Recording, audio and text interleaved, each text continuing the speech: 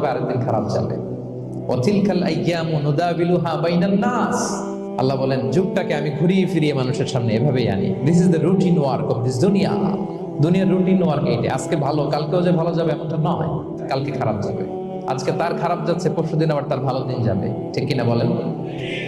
অন্য এক সূরায় আল্লাহ তাআলা বলেছেন ফাইন্না মাআল উসরি ইউসরা, নিশ্চয়ই কষ্টের সাথে আছে স্বস্তি।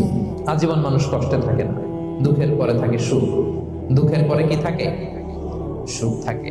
এজন্য উদ্বিগ্ন হওয়া যাবে না। বিষ্ণু ইসলামের জীবনী থেকে আমরা এটাই শিখি, উদ্বিগ্ন হওয়া যাবে না। তিনি বলতেন ওয়ালাম আন্নামা আসাবাকা লাম ইয়াকুন লিয়ুখতিআক ওয়া মা আখতাআকা লাম ইয়াকুন লিয়ুসিবাক রুফিআতিল আকলাম ওয়া জাফফাতিস সুহুফ।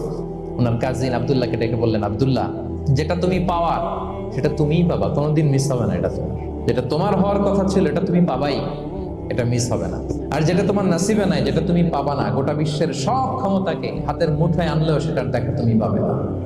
তো এই জন্য উদ্বিগ্ন হয়ে লাভ আছে বলেন না। আমরা আমাদের সর্বোচ্চ চেষ্টাটুকুন করব, তারপর ফলাফলের জন্য আমরা ভরসা রাখবো, নির্ভর করবো একজন সত্তার উপর। আওয়াজ করে বলুন তো, তিনি কে?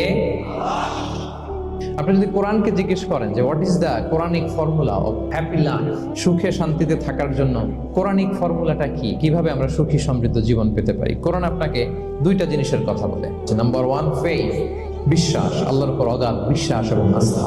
দুই নম্বর হচ্ছে গুড ডিড, মানে সৎকর্ম, নেক আমল।